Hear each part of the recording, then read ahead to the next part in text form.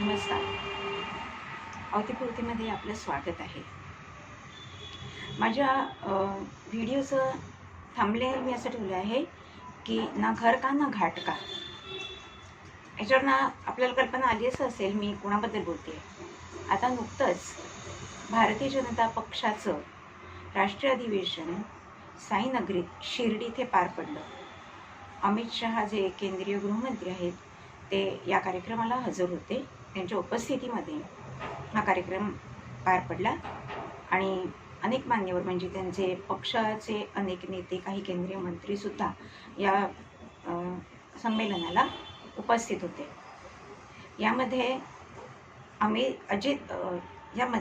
अमित शहा यांचं तर भाषण चांगलंच झालं, त्याचप्रमाणे देवेंद्र फडणवीस यांचंही भाषण चांगलं झालं. या दोन भाषणातून आपल्याला समजतंय की आता मुंबई महापालिकेच्या निवडणुका तोंडावर आल्या आहेत. त्यांनी स्पष्ट सांगितलं की सुप्रीम कोर्ट ह्याच्याबाबत निर्णय देणार आहे, पण 3 ते 4 महिन्यात म्हणजे एप्रिल एंडला किंवा मेच्या पहिल्या दुसऱ्या आठवड्यापर्यंत या निवडणुका पार पडणार आहेत. मुंबई महापालिका आहे ती जगातली सगळ्यात श्रीमंत महापालिका अशी म्हटली जाते. तसेच बाकीच्या नगरपालिका, नगर परिषदा याही महत्त्वाच्या आहेत, पण मुंबई महापालिकेचं विशेष महत्त्व आहे. आतापर्यंत मुंबई महापालिकेवर एक हाती शिवसेनेचाच भगवा फडकत होता. त्यावेळेला शिवसेना ही उद्धव ठाकरे यांच्या नेतृत्वाखालची ही विभाजित न झालेली होती आणि त्यामुळे तिथे शिवसेनेचा ध्वज फडकत होता अनेक वर्ष. पण आता ती परिस्थिती राहिलेली नाही आहे. आता शिवसेनेमध्ये 2 पक्ष झालेत. एक आपला एकनाथ शिंदे यांची शिवसेना आणि एक उद्धव ठाकरे यांची शिवसेना. त्याचप्रमाणे राष्ट्रवादीमध्ये सुद्धा आता 2 पक्ष स्थापन झालेले आहेत. एक शरद पवार यांच्या नेतृत्वाखालची राष्ट्रवादी आणि दुसरी अजित पवार यांच्या नेतृत्वाखालची राष्ट्रवादी.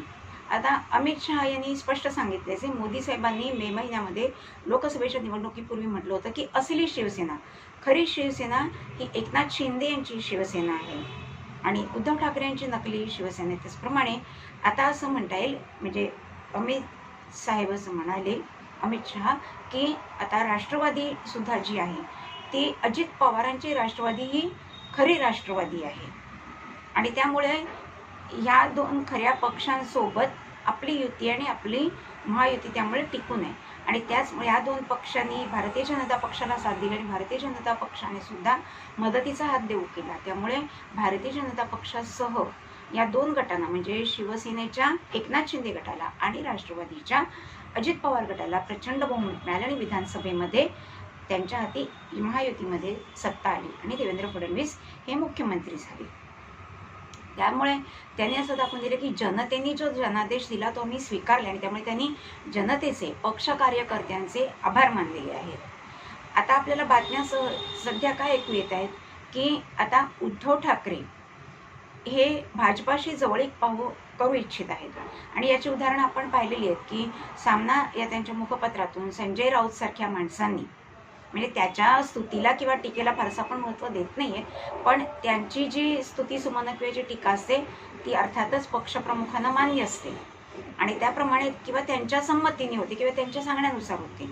आणि त्याचप्रमाणे आता त्यांना कदाचित उद्धव ठाकरेंकडून आदेश आले असतील की आता फडणवीसांवर टीका करू नका, कारण महाविकास आघाडीमध्ये शिवसेना एकटी पडलेली आहे, तसंच अजित पवार गटही एकटा पडलेला आहे. त्यांना काँग्रेसच्या किंवा इतर पक्षांचा काही खास पाठिंबा नाही आहे आणि त्यामुळेच आता सगळ्यांशीच वैर घेणं त्यांना परवडणार नाही आणि त्यामुळे भाजपाशी डायरेक्ट ते मैत्री करू शकत नाही, म्हणजे ते करू पाहतील पण भाजपात असं होऊ देणार नाही आणि त्यामुळे स्टेप बाय स्टेप यामध्ये नात्यामध्ये सुधारणा करण्याचा त्यांचा विचार आहे आणि त्यामुळेच संजय राऊतांनी सामनामध्ये देवेंद्र साहेबांची स्तुती केली आहे.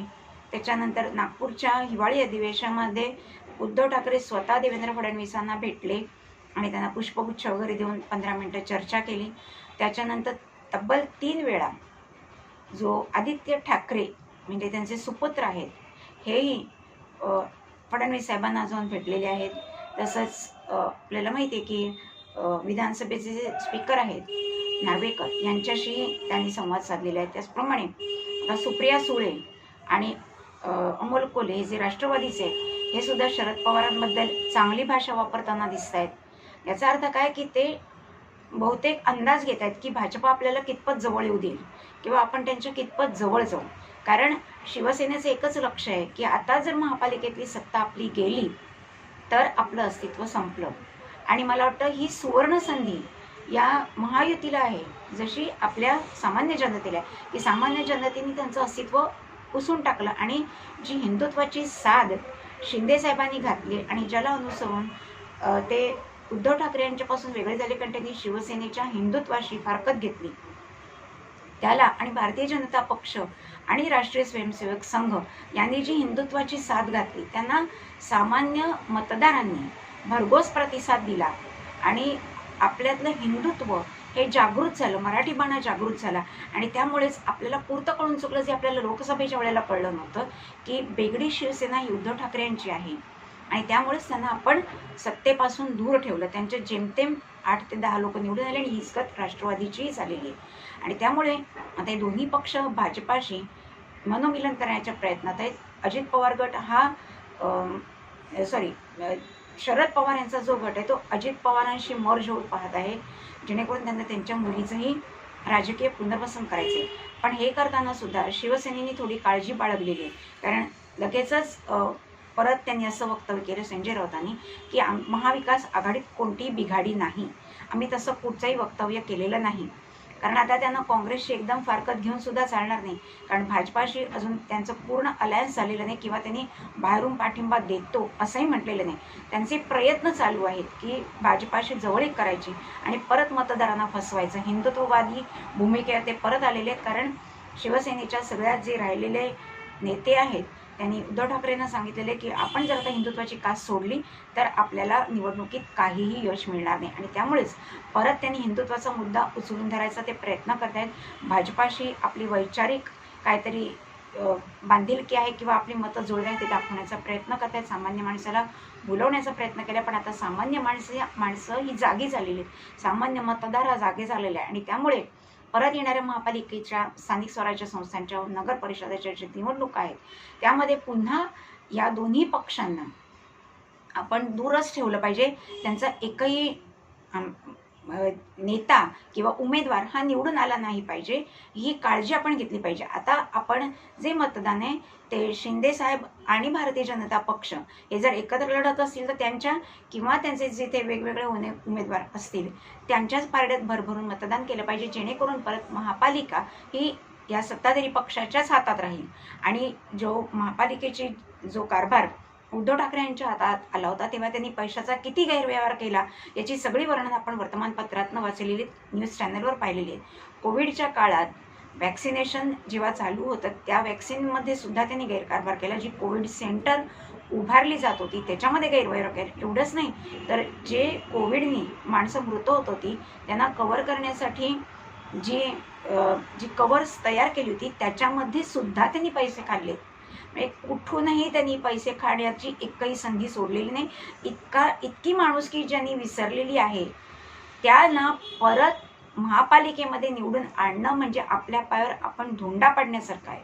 आणि हे आपण कधी होऊ द्यायचं नाही सामान्य मतदारांनी. त्याचप्रमाणे भाजपाने सुद्धा यांना दूरच ठेवायचं, कारण अमित शहा यांनी स्पष्ट सांगितलंय की शरद पवार हा तोडफोडीचं राजकारण करणारा माणूस आहे, जे आपण 1978 पासून बघतोय. तेव्हा सुद्धा त्यांनी पुलोद हा वेगळा पक्ष निर्माण केला आणि मुख्यमंत्रीपद मिळवलं. त्याच्यानंतर पुन्हा तिथे त्यांचा पराभव होतो, त्यांची लोकप्रियता घसरल्यावर राजीव गांधींचा हात धरून पुन्हा ते काँग्रेसमध्ये आले आणि तिथे एस्टॅब्लिश झाले.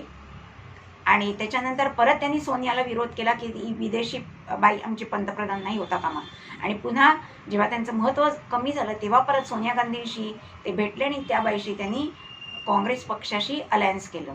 आणि त्यानंतर त्यांना उद्धव ठाकरे म्हणजे शिवसेना ही संपायचीच होती, परंतु बाळासाहेब ठाकरे हिंदू हृदय सम्राट जोपर्यंत जिवंत होते, हयात होते, तोपर्यंत त्यांना हे काही जमलं नाही.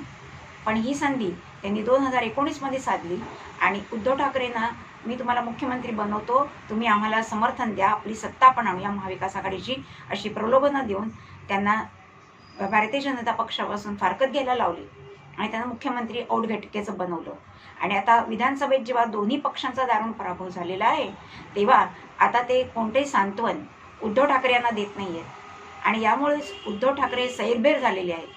आणि आपण म्हणतो ना की आता त्यांच्या बाबतीत आता म्हण असे की कामातुराणाम न भयम न लज्जा, पण यांच्या बाबतीत आपल्याला असं म्हणता येईल सत्तातुराणाम न भयम न लज्जा, अशी त्यांची गत झाली. आणि त्यामुळेच आता परत बेगडी मुखवटा घालून आपण हिंदुत्ववादी आहोत, आपण भाजपाशी मिळून मिसळून घेऊ, भाजपाचे काही विचार चांगले, त्यांच्या चांगल्या कामामध्ये आम्ही त्यांना नेहमीच पाठिंबा देऊ, अशा प्रकारची वक्तव्य त्यांची यायला लागलेली आहेत.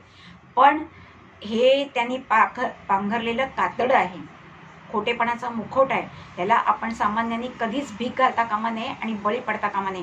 त्याचप्रमाणे भाजपाने, अमित शहानी तर संकेत असेच दिलेले आहेत की आम्ही या दोन पक्षांना च्या जवळ जाणार नाही, पण परत केंद्रामध्ये या दोघांची कदाचित त्यांना मत लागायची शक्यता आहे असं वर्तवलं जात आहे त्यांच्या एकंदर चर्चांवरनं. त्याच्यामुळे कदाचित त्या कारण केंद्रामध्ये सुद्धा भाजप सरकार स्थिर व्हायला अजून त्यांना बरीच विधेयकं, जसं वक्फ बोर्डाचं विधेयक आहे किंवा कॉमन सिव्हिल कोड आहे, वन नेशन वन एज्युकेशन, यासारखे जे महत्त्वाचे निर्णय त्यांना राबवायचे आहेत, महत्त्वाचे विधेयकं त्यांना पास करून घ्यायचे, त्यासाठी त्यांना 300च्या पार बहुमत असणं आवश्यक आहे. आणि त्यासाठी कदाचित ते यांना काही संधी देण्याची शक्यता आहे. पण असं जर झालं तर भारतीय जनता पक्षाची जी एक इमेज निर्माण झाली आहे किंवा एकनाथ शिंदे यांच्या शिवसेनेची जी एक इमेज निर्माण झालेली आहे, त्याला कुठेतरी धोका म्हणजे तडा जाण्याची शक्यता आहे. आणि हा जर तडा गेला तर त्याचा भाजपाला मोठा वाईट परिणाम भोगावा लागणार आहे. तसंच शिवसेनेच्या एकनाथ शिंदे गटालाही भोगावा लागणार आहे. शिंदे साहेबांनी तर स्पष्ट केलं आहे की हा माणूस इतक्या फास्ट रंग बदलतो की सरडासुद्धा एवढा फास्ट रंग बदलू शकणार नाही. त्यामुळे शिंदे साहेब तर त्यांच्याशी जवळीक साधणार नाही. पण भारतीय जनता पक्ष काय करतो, अजित पवार गट काय करतो, हेही महत्त्वाचं आहे. पण तुर्तास आपण एवढंच लक्षात ठेवलं पाहिजे की भाजपानी या दोन्ही पक्षांना आपल्या जवळपासही फिरकू देऊ नये, बाहेरून आतून कुठचाच पाठिंबा त्यांचा घेऊ नये, त्यांना काही गरजही नाही आहे. आणि त्याचप्रमाणे ते जेव्हा मतदानाला दारोदारी फिरतील, हिंदुत्वाची नारा लावतील आणि मतदानाकडे भीक मागतील, त्यावेळेला मतदारांनी परत त्यांचा सुपडा साफ करायची वेळ आता आलेली आहे. आणि हा सुपडा आता साफ झाला तर हे पक्ष पुन्हा उभारी धरण्याच्या मनस्थितीत किंवा परिस्थितीत राहणं केवळ अशक्य आहे. आता तुर्तास इतकंच. आणि परत बोलावं असं वाटतं की आता शरद पवार यांची अशी गत झालेली आहे की जलबिन मछली, जसं माशाला पाण्यातून बाहेर काढल्यावर तो तडफडतो, जीवाच्या आकांताने कंठाला पाण्यातून बाहेर काढलं की श्वास घ्यायला येत नाही, पाण्यातूनच त्यांचं श्वसन चालतं, त्याप्रमाणे शरद पवार हे तग धरू शकतात जेव्हा ते सत्तेत असतात. तेव्हा सत्तेपासून दूर ते राहूच शकत नाहीत, त्यांची तडफड होते. आणि त्यामुळे आता जर सहजासहजी त्यांना भारतीय जनता पक्षाशी जवळीक सत्ता आली नाही तर आणखीन काहीतरी डिस्ट्रक्टिव्ह विचार किंवा कटकारस्थानही त्यांच्या मनात शिजत असतील आणि त्याचा प्रत्यय आपल्याला पुढील काळात येईलच. पण हे सगळं यशस्वी न होऊ देण्यासाठी एकच मार्ग आहे की भाजपाने त्यांना दूरच ठेवावं आणि सामान्य माणसांनी कधीही या दोन्ही पक्षाला मतदान करू नये, खासकर हिंदुत्ववाल्यांनी आणि मराठी माणसांनी. व्हिडिओ आवडला असेल तर लाईक करा, शेअर करा, सबस्क्राईब करा. पुन्हा भेटूया नवीन विषयासह. नमस्कार.